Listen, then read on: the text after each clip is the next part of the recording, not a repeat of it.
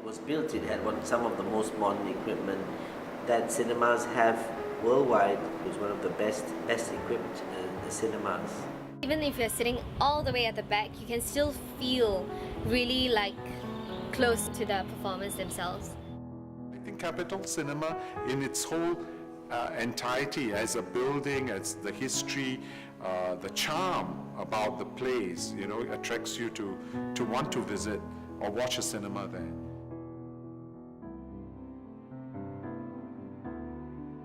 It was built by my grandfather, Muhammad Ali Namazi.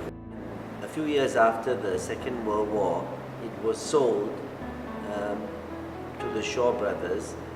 In the early days, was a stage as well as a cinema house, right? But as time went on, they did away with the stage productions and it entirely became a cinema.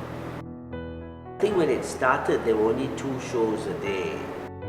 When I was a child and we went to the cinema, you had to stand up for God Save the Queen before the movie started.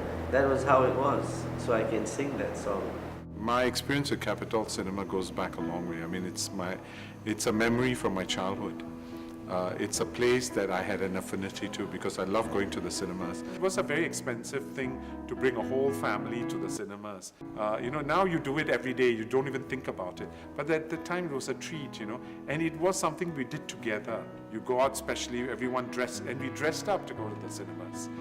It was not just wearing your jeans and all, we had nice socks and shoes, and we actually had to dress up when we go out to the cinemas. It had, some nice features. It had zodiac signs, not the Chinese zodiac, but a different sort of zodiac on the ceiling of the cinema, and I think that's been preserved even today. I think, going there as opposed to somewhere else, really it has a certain charm in it. The fact that they've retained a lot of the features that my cousin mentioned earlier, which other cinemas don't have, and are just ordinary modern structures.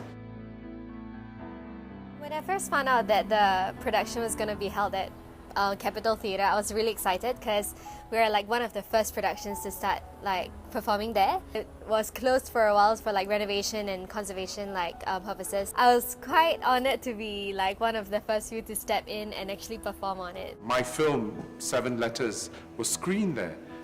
So that was actually a real privilege and an honor to watch it on a big screen with my family present in the audience. I think it was a very proud moment. In Capitol Theatre, there's 3 levels, right?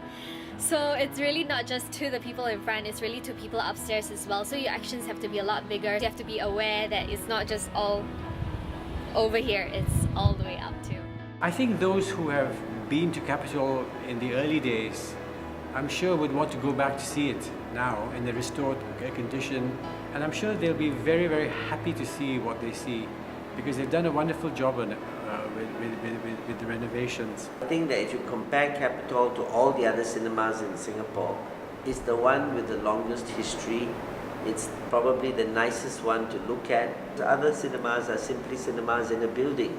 They're not a standalone cinema house in the sense Capitol is. It's nice to always have something around that you can say that, oh, it's been around for this long and it's been through this different events, life events and everything along with the performers. It's an icon.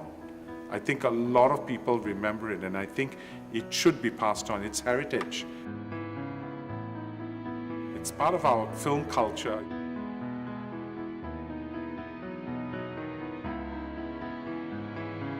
Part of our identity.